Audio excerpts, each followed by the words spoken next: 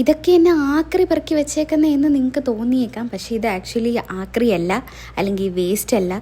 ഇത് ഞാൻ ഷോപ്പിങ്ങിന് പോകുമ്പോഴും എന്തെങ്കിലും സാധനങ്ങളൊക്കെ വാങ്ങുമ്പോഴും എന്തെങ്കിലും നോട്ടീസൊക്കെ കിട്ടുമ്പോഴൊക്കെ കളക്ട് ചെയ്ത് വെക്കുന്ന ആക്ച്വലി ഇതൊരു ട്രഷറാണ്.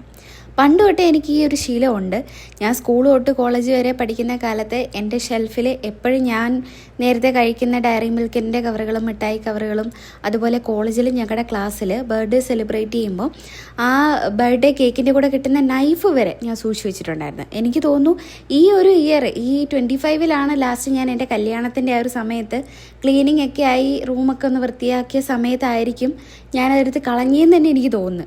ഇനി ഇതുപോലുള്ള എന്തെങ്കിലും വേസ്റ്റ് മെറ്റീരിയലൊക്കെ കിട്ടുവാണെങ്കിൽ, അതായത് ഇപ്പോൾ കുക്കീസിൻ്റെ കവറ്, അല്ലെങ്കിൽ മിഠായി കവറുകൾ, അല്ലെങ്കിൽ എന്തെങ്കിലും സാധനങ്ങളൊക്കെ നമ്മൾ വാങ്ങിയതിൻ്റെ ബില്ല്, ഇതൊക്കെ എടുത്ത് വെക്കുക എവിടെയെങ്കിലും, ഏതെങ്കിലും ഒരു കാർഡ്ബോർഡ് ബോക്സിലിട്ട് വെക്കുക എന്നെപ്പോലെ. എന്നിട്ട് നമുക്ക് എപ്പോഴെങ്കിലും ഫ്രീ ആയിട്ട് ഒരു കുറച്ച് സമയം കിട്ടുമ്പോൾ ഏതെങ്കിലും ഒരു പഴയ ബുക്കോ, അല്ലെങ്കിൽ നിങ്ങൾ ജേർണലിങ്ങിന് ബുക്ക് ഒരു പുതിയതായിട്ട് ഒരെണ്ണം വാങ്ങാൻ നിങ്ങൾക്ക് താല്പര്യമുണ്ടെങ്കിൽ ഒരു ബുക്ക് വാങ്ങിയിട്ടോ നമുക്ക് ജേർണലിങ് സ്റ്റാർട്ട് ചെയ്യാം.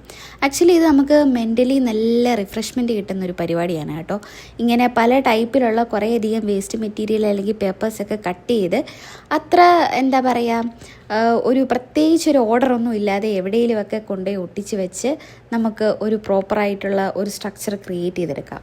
ഈ ഒരു ബുക്ക് ഞാൻ ആക്ച്വലി ജേർണലിങ്ങിനായിട്ട് വാങ്ങിയൊരു ബുക്കാണ്. പക്ഷെ ഞാനതിൽ വേറെ നോട്ട്സും കാര്യങ്ങളൊക്കെ എഴുതി.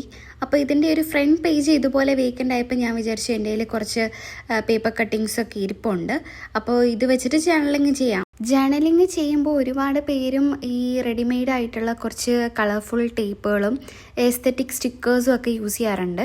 ഞാനതൊന്നും യൂസ് ചെയ്യുന്നില്ല. ഈ ഒരു ടൈപ്പ് ജേർണലിങ് ചെയ്തെടുക്കാൻ നമുക്കിതെല്ലാം കട്ട് ചെയ്യാനായിട്ട് സിസേഴ്സ് വേണം. ബുക്കിൽ നമുക്കിതെല്ലാം ഒട്ടിച്ചെടുക്കാനായിട്ട് ഗ്ലൂ സ്റ്റിക്കോ, അല്ലെങ്കിൽ ലിക്വിഡ് ഗ്ലൂവോ, അല്ലെങ്കിൽ ഡബിൾ സൈഡ് ടേപ്പൊക്കെ യൂസ് ചെയ്യാം.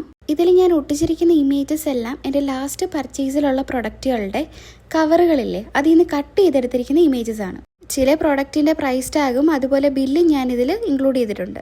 ഇതിൽ വേണമെന്നുണ്ടെങ്കിൽ നമുക്ക് സ്കെച്ച് പെന്നൊക്കെ യൂസ് ചെയ്ത് വരയ്ക്കാം, അല്ലെങ്കിൽ എന്തെങ്കിലും തോട്ട്സ് ഒക്കെ ഉണ്ടെങ്കിൽ നിങ്ങൾക്ക് എഴുതാനും പറ്റും കേട്ടോ. അപ്പോൾ ഇത്രയൊക്കെയാണ് ജേർണലിങ്ങിനെ കുറിച്ച് പറയാനുള്ളത്. അപ്പോൾ ഈ ജേർണൽ കഴിഞ്ഞിട്ടുണ്ട്. അതിൻ്റെ ഒരു ഔട്ട്പുട്ട് ഇങ്ങനെയാണ്.